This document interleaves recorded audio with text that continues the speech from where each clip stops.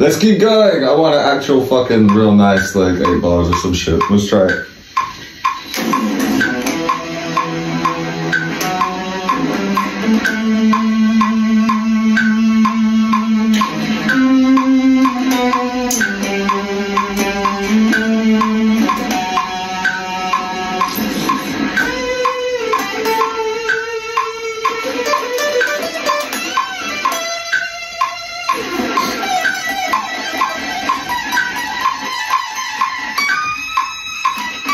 Well, that last note again, one last time. Go on. Before my fucking string breaks and I have to quit. I just need this one fucking sound. That'll do.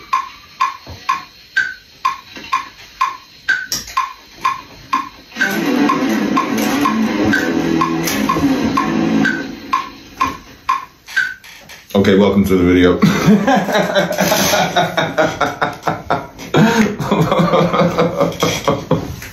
Oh yeah, I'm sick.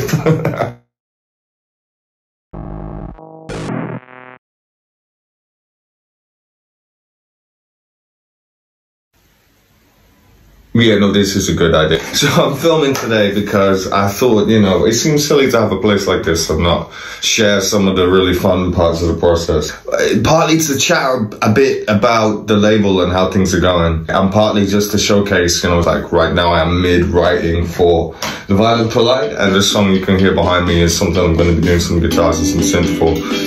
And I just thought, like, it is stupid, you know, not to go live or to do it or to film it or do some kind of stuff like that. And I do love doing it. I just, not an influencer guy. So, you know, at least it'll be edited a little bit, and, you know, you'll just get the good shit. You should see this place. The green screen and everything. I don't know quite what people are seeing on camera. To be fair, I'm not doing fuck all without a cup of coffee.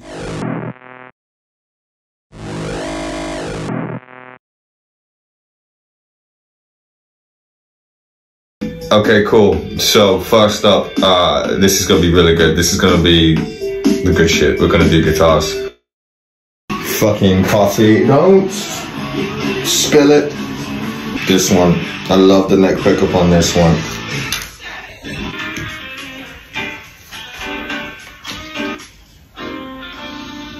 Show me an 8.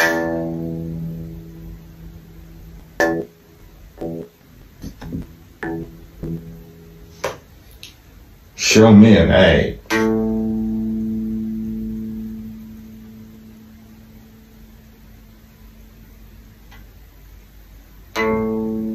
I'm gonna like just layer the fuzzy chorus. This will be like a fuzzy and distorted and Japanese vibrato pedal layer for the chorus. Oh wait, it's not even that bit. I love this chorus because it's just, I mean, I do a lot of that kind of chord stuff, right? And it's alright because it's only in a couple of Galaxy Bandit songs, and it's only in one Violent Polite song, but I want to put it in this one, but I'm trying to teach myself not to do that. I'm trying to teach myself just like fucking play, just chug, man. So I'm deliberately going for a really, really, really basic. Nah, just cut that.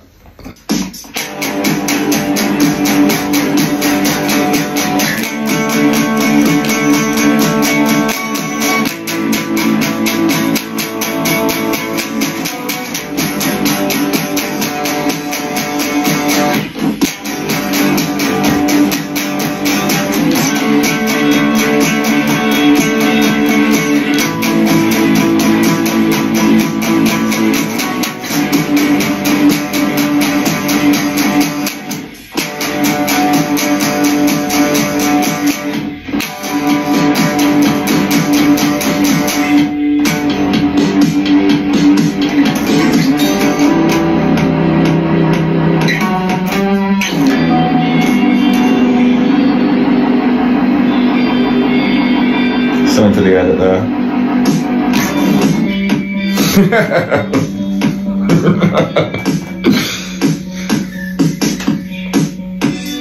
I just layer a bit on these verses while it takes one.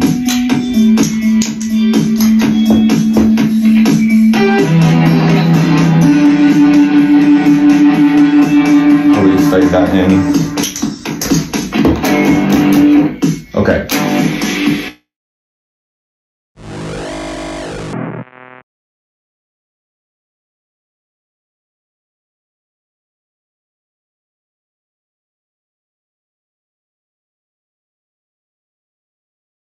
Gotta do it. So I gotta talk about this pedal.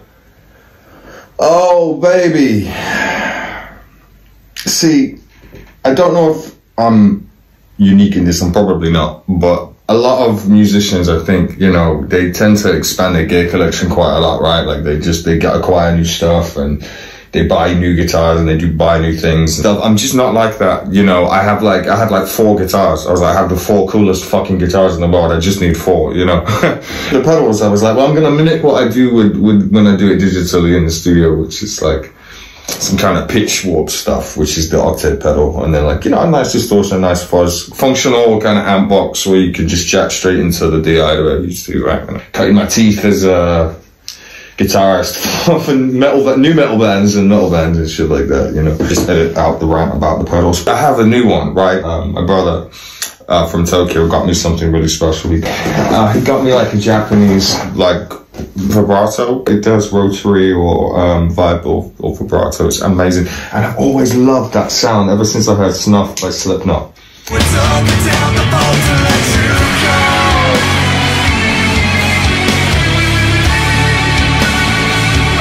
For example, if I play one of the main chords in this song.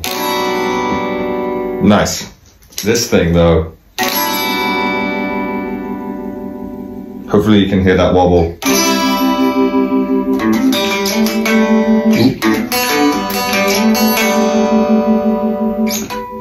And you know what I like about it is I can actually just do like the super combo thing and then just turn pretty much fucking everything off. Which would be the song Paper Thin. If you know Galaxy Bandits, there's a song called Paper Thin. We do it in the Violent Polite, and the intro, we used to do it like this in the rehearsal room. We lost a bit of input gain, sorry. You can hear it there.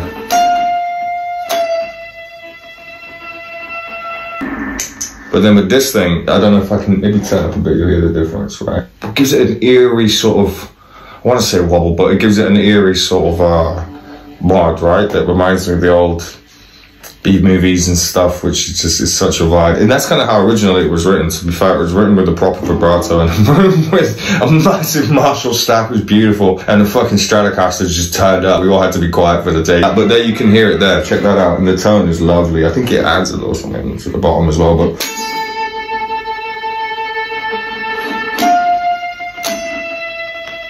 I'm not doing anything to make it do that, which is cool. I love this shit. Imagine that. And that's literally the board I've got because of the whole, you know, 4 pedals. Now it's 5 because it's a tiny pedal, right? So I can fit it on the board. So that's how Paper Thin's gonna sound. But today, I mean, yeah, even on the distorted stuff on the chorus, why not, you know?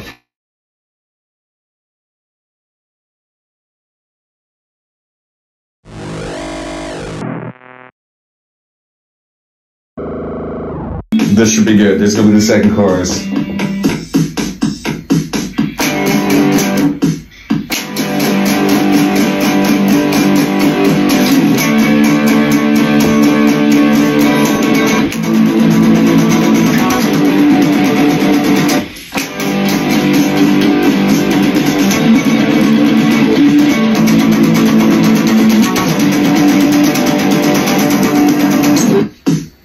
Let me get to something interesting for the middle. I had something interesting for the middle, to be fair. I was playing it earlier.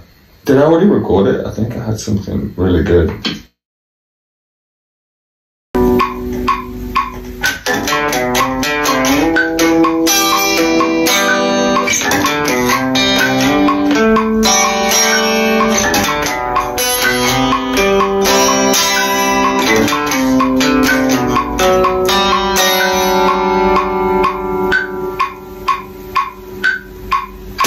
Yes.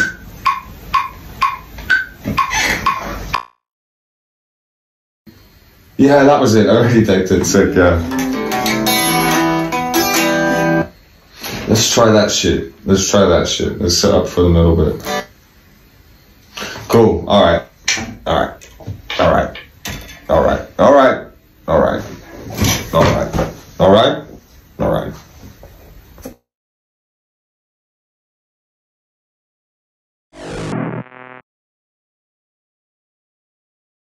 So, all I've really done is just chop that guitar first started off with, because I really just was loving those sweet chords, you know, I was just fucking vibing really hard. So I put that in the middle where the interlude is supposed to be. I wanted something to record against, so I took one of the guitars from the first chorus and put it at the end, so I'll just come back and redo the last chorus. But it's a nice chance to hear the song all the way through, and I need another freaking cigarette or coffee. Just play the song all the way through. If I mark this on the YouTube or the Instagram as a timestamp.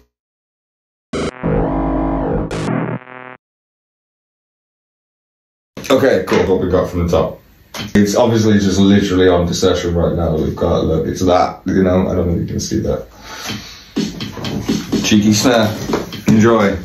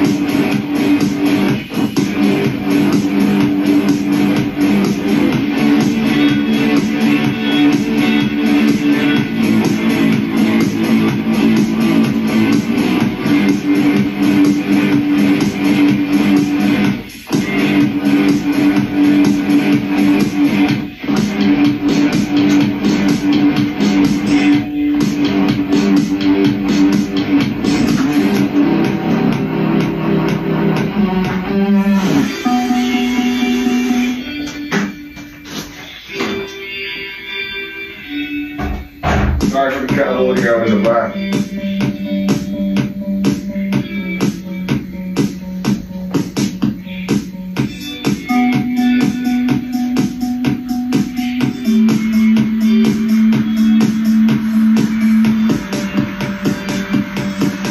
That's not a filter sweep, that's literally just my kettle.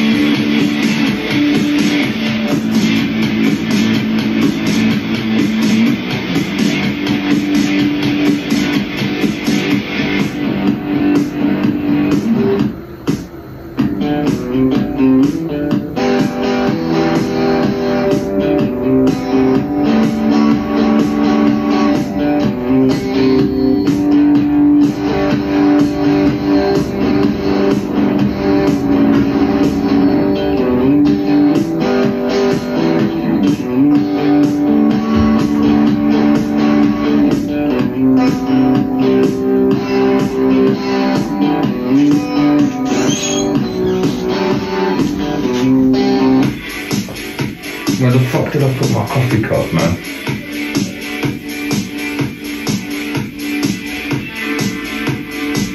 That's why we need another guitar on the third chorus, isn't it?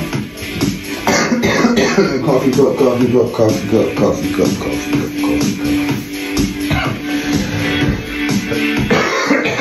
Alright, guys. Quit smoking, man.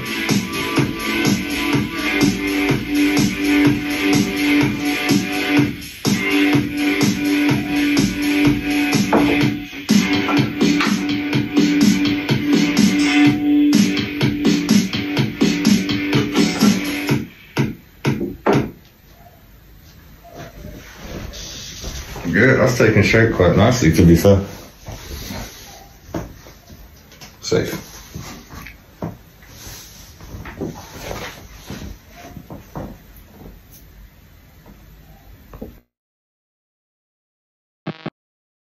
You know what it fucking needs? It needs a wild 1980s fucking solo, man.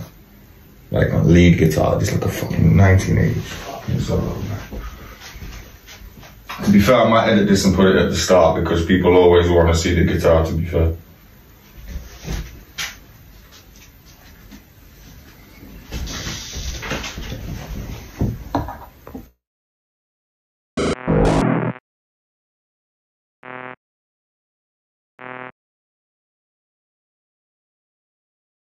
Yeah, massive Wailing 80s solo.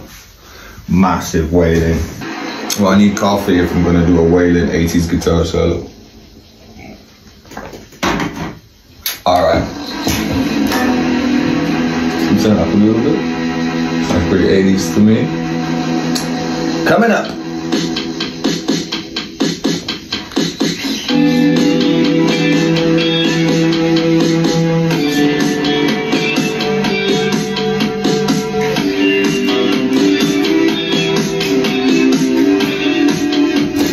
You got 3 minutes to get through.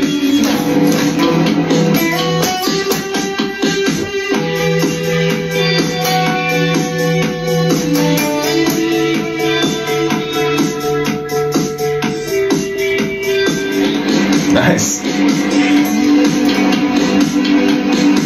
Still like that.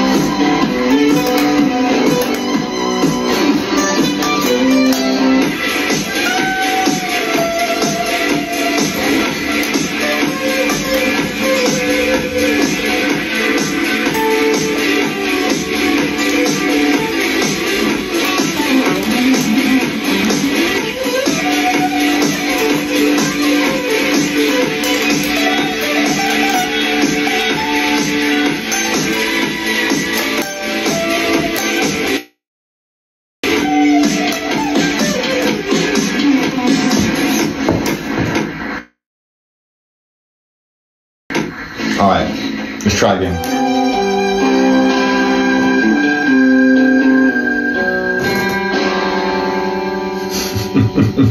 Let's keep going. I want an actual fucking real nice like 8 bars or some shit. Let's try it.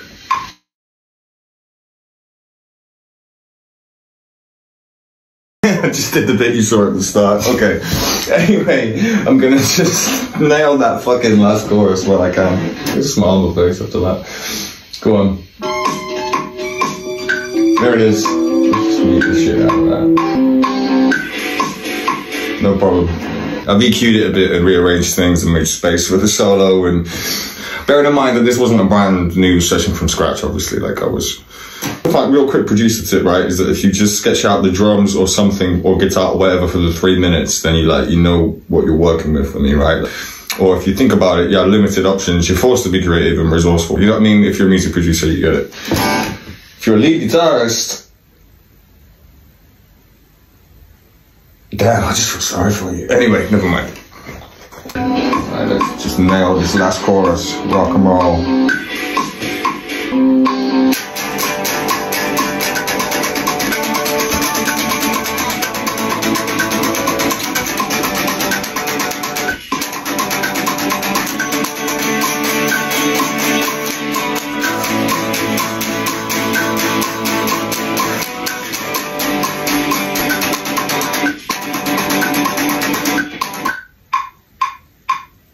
And that was my Wailing 80s solo, yeah, sick. That was D minor.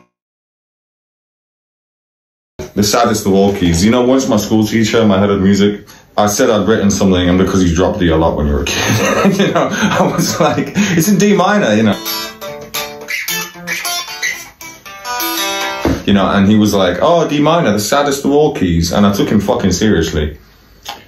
And then I fucking watched Spinal Tap, you know, and then I actually saw that scene where it's like, D minor, which I think is the saddest of all keys, which is how Americans think English people talk, by the way. Part of a trilogy, really, a musical trilogy that I'm doing in D minor, which I always find is really the saddest of all keys, really. But yeah, I really believed him. D minor, I thought it was like a thing, like D minor is like the saddest of all keys.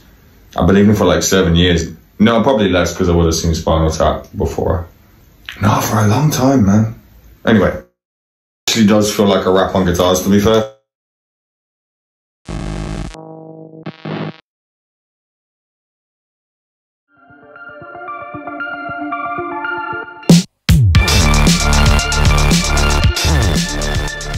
I mean, I had a look at synths until I've shifted them down an octave because I have this really sweet sound that I liked, you know. And I've been listening to some digitalism, and I like the way they use eighths, sort of do, as opposed to 16ths, which is usual for me, you know.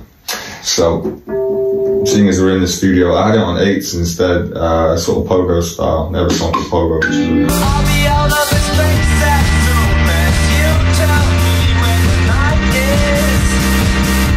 I know I don't really use plugins with Ableton, to be fair. I actually just have a lot of like the stock stuff. I have some plugins for guitar, and also I have obviously an auto like a voice changer plugin. But that's why, yeah, I like to do everything in stock. So, but I've been using Ableton for fucking years, you know. I think it started like up here. Even higher than that, really. You get to this sort of high one. It was like up there, it was sort of more like lead line, but I thought, to be fair, you know, the guitar isn't doing anything bassy, and just, if it's supposed to be kind of stripped down and more lighter and a bit more pop, I can probably fucking get away with like, could be a bass, but I still got a bass guitar on this for the chorus, just because, you know, you want to rock out, but I don't really think of it as a bass so much as a synth texture, so yeah. On with the bass.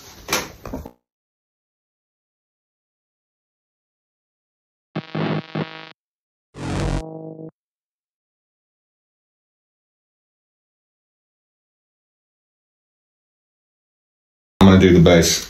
You're gonna love how I do the fucking bass. We're gonna love how we do the bass, people.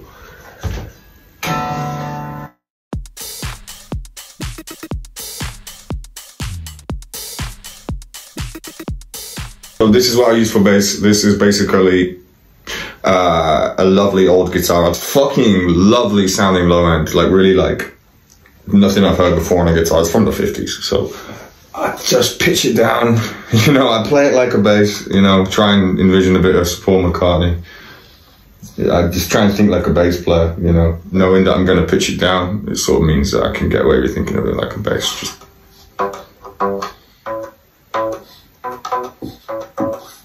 you know. And we're playing it with a pick, probably quite a heavy pick to be fair. What have I got that I could use for that? There you go. I wouldn't normally use a pick. Actually, I spend a lot of time not using a pick, but because it's a little bit on the chubby side, and I do kind of want it to be a little bit 80s.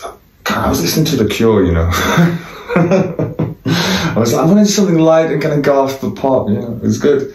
Literally like The Wedding Singer. Anyway, where did we get to? So yeah, let me just, I'm actually having more fun as a bass player than I realised. Here we go.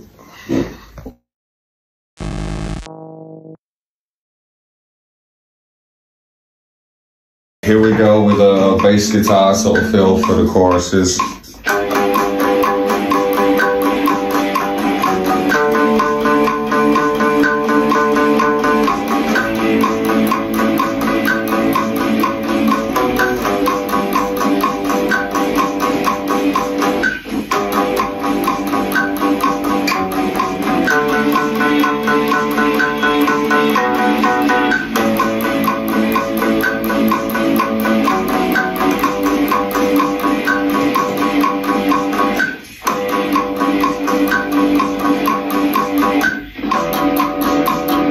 Oh, I don't need that. Yay! Alright, let's find another chorus. Do it again. That's a fucking chorus. I can see that coming a mile off. Okay.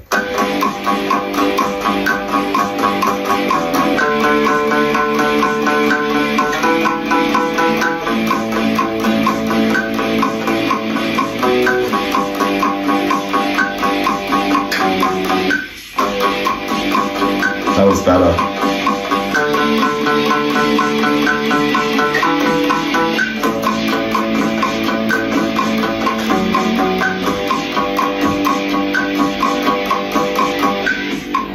That was cool. Oh, and that freaking kick snare slipped out. Ah, don't do that, man. At least that one's in. Ah, I swear, it's so fucking satisfying. You just paste the one that's in time and then just duplicate it. Whoa. You ever see that video the dude with the bricks where he just lays them out and then he hits one and it... Fuck yes, dude.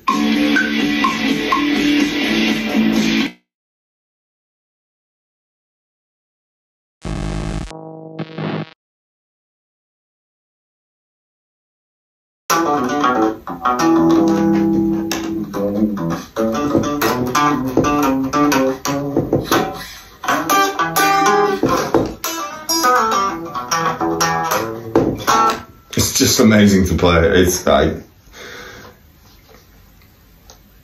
this thing with this. I mean, guitars are made of wood, right? They are actually trees, you know. But it's an African instrument. But this thing is from Japan, made of a tree in the 1950s. You know. It just, yeah. It's not. I mean, I don't even think it's that loud. You just hear an instrument. It's a lovely sound.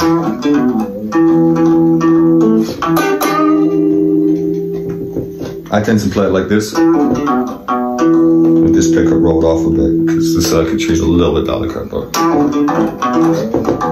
you can play it, you know. Lit.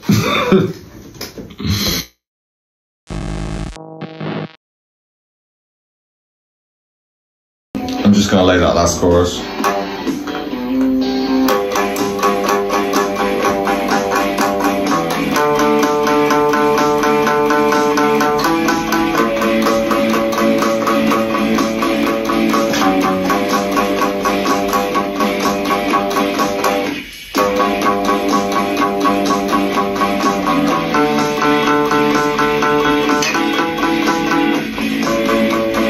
I missed a note there, never mind. I'm sure I can paste in one note.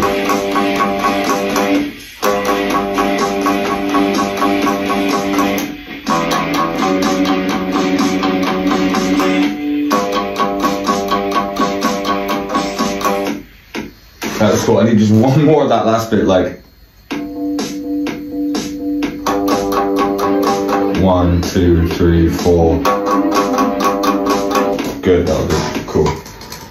Is that Wailing? The Wailing solos back in as well. Sick. That's gonna be fun to edit that in. Okay, cool, man. Yeah, fucking amazing. We've got all the bass done for everything. See, look, and then all I do is I just get with that bass track and stick it all together and shift it down an octave, and I'll just show you in a second. It's the most amazing bass sound. It just sounds like a really nice bass, the-eyed you know, I say that, it just fills the fucking need, you know. It's not really about how nice things sound, it's about, like, are you hitting that big wooden cardboard box bass frequency, you know. You can have something that doesn't sound that nice, it still does that, that's gonna make the music come out more, right? You know, just a little bit of personal opinion there. So I'm gonna turn up the waveform and just take it down, so 12 semitones. Try that. Told you. And that's with all the bass taken out for the neighbors, right? Tell me that's not a lush bass tone, even on tiny speakers. Amazing, man. Put it in the mix even at that bass cut off.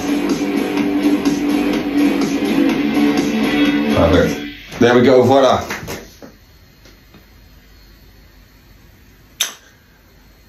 Okay, I need coffee. I'm gonna hear it from the top, and I think it's pretty much fucking finished, which is cool. I think that shit's actually done. I need to write some lyrics, and I kind of got an idea, you know, what the song was about. I think I mentioned that, but yeah, we got pretty much all the ingredients I wanted in there. So I'm gonna play it from the top, and this is...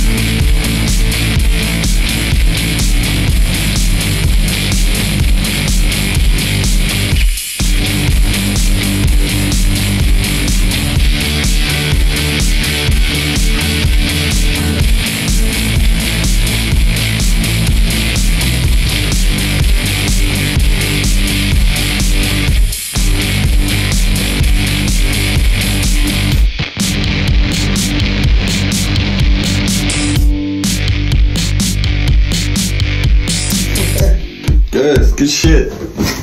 I like it. That's going forward to demo status. That's going forward to demo status. I don't know what to call it. But I have this one idea. This song's gonna, just to finish this video, right? Like this one song, I have this idea of calling it "Today It's True," because if you ever watch, I don't want to give it away, but there's an amazing film that I really like, and in it there's a relationship between a man and a woman, and the woman's like, today you love me. And then the time she's like, today it's not true. Today when you say I love you, it's not true. And it's just so poignant, and I love it. And I just, I want to write this thing where I have this, you know, my book, my pen and my pad. Like, you know me, my life just runs on that shit. It's everywhere.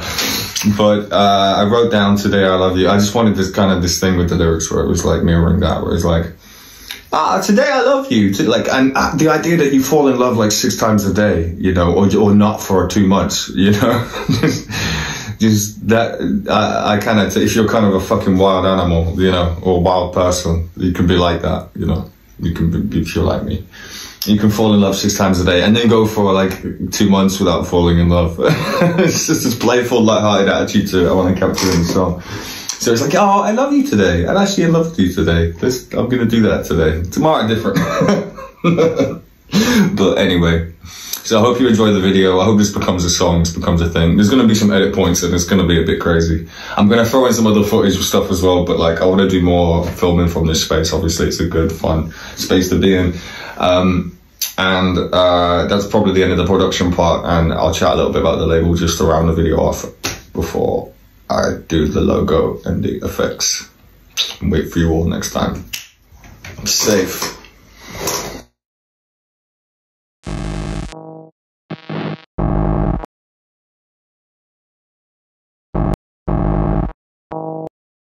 Cool, thank you so much for checking in for the part where I do the label update. So I said I've been in the studio doing different things, which is very much true. I wanted to talk about sort of the whole season 1, season 2 thing, which is really nothing more than just in Bristol. It was like for 4 years, it was, well, I mean, it was really something. It was a real story. And then when I moved to Scotland, I took about a year to sort of compile all that footage and all that media. And basically for the 6th year, which has been the last year, you've seen rolling out on YouTube a little bit more content and the YouTube and Instagram being more active. So that's why I'm calling it season 2 now that I'm in Glasgow and the studio is set up and I feel a bit more settled and, you know, we're prepared for season 2. So going in with it, although there's edits left for season 1, of course, episode 10 still to come out. And I just wanted to like fucking mention that, you know, we've got the roster for the 2nd season. So the next 4 years, essentially, I'm just going to do the same thing, but I know what to expect this time. And the roster for the 2nd season is really fucking cool. Okay, so first of all, we've got Rach came back, The Nerve came back, our old star forward. She's down for this season as well, which was amazing. That was just like straight away, that was fucking sick. And that really lit my world on fire. I was like, oh hell yeah, because we know each other, we go with that, we know how to deal with each other, and you know what I'm saying, like we're really good at what we do because we ran the thing last time. So she's back and that's fucking sick. So we've got House Party Volume 1 by Rach, The Nerve obviously dropping soon as well. You've heard Freaky Friday, which was a season 2 track, which is sick as fuck. And there's more, I know there's more to come from Rach because we've been catching up. She's in the group chat with the others, right? The clique is cool. The clique is fucking cool. We've got the roster. So Rach is back. Ziag Dande is a new guy, right? Which is really cool because I heard one of his tracks and he's a real freak spirit when it comes to music, but I heard one of his songs and I was like, I've never heard anything quite like that. He's a Neon Future, soundtracks, which is crazy. And I mean, I literally messaged him today saying, or yesterday saying like, dude, can I remix this one and can I, you know, kind of expand on this one and just can we work together on this? We'll put some stuff out. So he's on the roster, which is fucking sick. A-Fox is our guest. My buddy A-Fox is just the best guy ever and he's doing his own thing and his operation is going well. But we've had him in the group as our guest, right? So like he's a collaborator for this season. And we're working together on an amazing fucking song that it's on the workbench. It was on with House Party and the Death Race tune that dropped. Thank you if you check that one out. Death Race is also, of course, on the roster, you know. And that new tune was fun to drop as well. That's a season 2 one. But A-Fox is fucking incredible. And I'm collabing with him in a big way on some instrumentals. 1 at least, possibly 2 that we've got, and I've sent him some stuff already. So we're getting on like a house on fire. Our group chat is just me and him, like broing out. I probably shouldn't say that online, but anyway, yeah, we got the click. There's about 6 or 7 of us in there. I think it might be about 8 now, and we've got the roster as well. The Violent Polite being the band that are on it, which I've been writing songs for, as you can see. So yeah, I guess the rest is history. But like, we've got House Party Volume 1 dropping. We've got 3 more mixtapes that never really got pushed. Is it a good time to fucking mention that we had a corrupt MacBook and no internet for 6 years or something? So that was really difficult way to run a record label amongst other fucking things. It was at least not my problems at the time, to be fair. But anyway, we've got plenty in the chamber that we can roll out. So there is actually like plenty of long form stuff, which was cool. And booking rehearsals and getting on a rehearsal schedule mean this, the rock band thing is happening as well, which is sick. So that always makes for good online stuff. Obviously I want to post more and do more with the YouTube, because I think there's a lot of potential here. Even just this space or what we're up to is always content worthy. It's just too busy living it to film it and edit it properly. I've never thought of myself as an Instagram influencer type of guy, but I do actually love sharing stuff, and kind of makes me think I would have made a good one. I would make a terrible one. I go crazy with my iPhone, and you already know that. But thank you for sticking with me. Obviously, if you're seeing this, you're following YYIVU and checking it all out, which is sick. I might have to split these videos into different parts, but there hopefully will be a part 2 where I look at some of the different demos we've got for the Violent Polite and get a bit more rock band centric with it. And at the end of episode 10, there was the new logo reveal, the second new logo reveal. And that's probably when it's really over for season 1, because there's been a transition period and picking their team and admittedly a lot of chaos, and then being back in my own space and just getting back to it, You'll know that season 1 is really wrapped up, and while I'm on the phone talking about season 1, if I'm doing public videos, I have to just say that every single person I met, every single person I worked with, every single person I engaged with, whether it was musical or on the fringes of that, they were amazing, dedicated, talented people, just absolute, really, really some things people, when I met them, and they were when I left, when I left it, and I've had nothing but nice things and good things to say about them, it's just, how many times am I going to have to make sure I've trodden softly enough around certain things, but there's a reason why some things have reverence. And if anyone is questioning sort of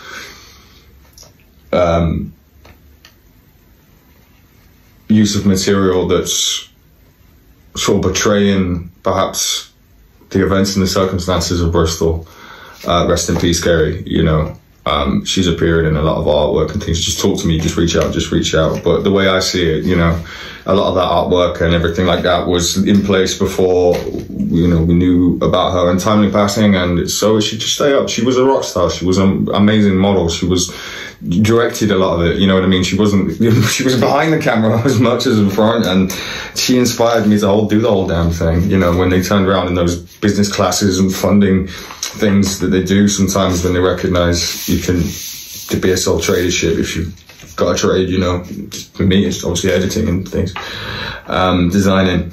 And they said, what do you want to do? And I think I'd met Kerry like the week before or something. And it's sort of something about Park Street and that neon Cuba nightlife. Admittedly, I went out in a blaze of glory, but it was a real, capital V vibe. And I just was like, record label, this will work. Just give me an iPhone and I can post this shit. This is however many, whatever you need to do these days, social media and content and records and production on it, and cool people to hang out with and film. And this is just a no-brainer, So when I say that Kerry influenced the whole label, or I would have done it, it wasn't for her, I wouldn't have done it, and how much of an amazing friend she was. She's in those videos, she's on every bit of artwork. We were amazing friends, and that's significant because there's always a lot more behind these pictures and videos, And I always think I shouldn't, you know, I mean, you have to respect certain people and certain things. But I love them all. I love that whole thing. And if Bristol could ever forgive me, and I still love Bristol and everything like that, then it's just an amazing gem for season 1. And Glasgow is fucking Gotham City or some shit for season 2. But I do love Scotland. My motherland is good to me. And that's probably about as much as I need to do with the personal stuff. But it's fucking amazing to be here. It's fucking amazing to be doing YYIVU again, just mirroring the last time round, knowing what to expect. And it's amazing to see you here. So please, you're in the VIP section and it's going well. So enjoy the ride. YYIVU till I drop dead, as I used to say. Now it should be YYIVU till I drop dead again. The music industry is a cutthroat business, and I would know. Safe.